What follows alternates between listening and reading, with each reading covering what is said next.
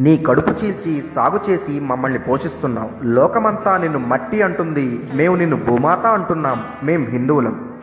లోకమంతా వెలుగునిచ్చావు, మా బతుకుకు దీపమై నిలిచావు. ఇతరులు నిన్ను మండే అగ్నిగోళం అన్నారు, మేము నిన్ను సూర్యనారాయణమూర్తి అన్నాం.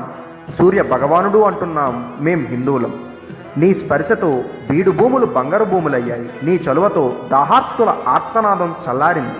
అన్యులు నిన్ను జల ప్రవాహం అన్నారు, మేము నిన్ను నదీమ్మ తల్లి అంటాం. మా ఇంటి ఆడబడుచులాగా లాంఛనాలిస్తాం, హారతులిస్తాం, పుష్కర సంబరాలు చేస్తాం. మేం హిందువులం. అణువులోనూ పరమాణువులోనూ పరమాత్మను దర్శించగల వివేకవంతులం. మేం హిందువులం. జన్మనిచ్చిన తల్లి, నడవడిక నేర్పిన నాన్న, విద్య నేర్పిన గురువుకి అది వారి బాధ్యత అన్నారు అంతా.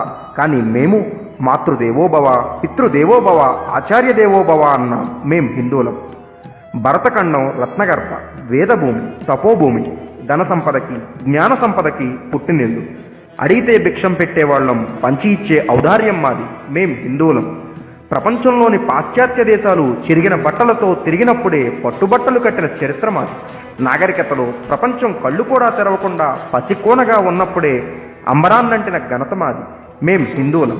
మహోన్నతమైన సనాతన సంస్కృతికి వారసులం అని తలుచుకున్నప్పుడల్లా మా హృదయం ఉప్పొంగుతుంది, మా కళ్ళల్లో వెలుగు వస్తుంది, మా నరనరాల్లో రక్తం ఉరకలేస్తుంది. ప్రపంచమంతా ప్రతిధ్వనించేలా గర్వంగా గర్జిస్తున్నాం. మేం హిందువులం. హిందుత్వం మతం కాదు, సనాతన ధర్మం జీవన విధానం. అనంత విశ్వానికి ఆది గురువు భరతభూమి, అనంత జీవకోటికి ఆది గ్రంథం సనాతన ధర్మం. నా దేశం భగవద్గీత, నా దేశం అగ్నిపునీత సీత, నా దేశం కరుణాంతరంగా, నా దేశం సంస్కార గంగ. వేద పండితులకు, బ్రహ్మజ్ఞానులకు, ప్రవచన చక్రవర్తులకు, మహాసహస్రావధానులకు, సనాతన ధర్మ పరిరక్షకులకు మా ఈ చిరు ప్రయత్నం అంకితం.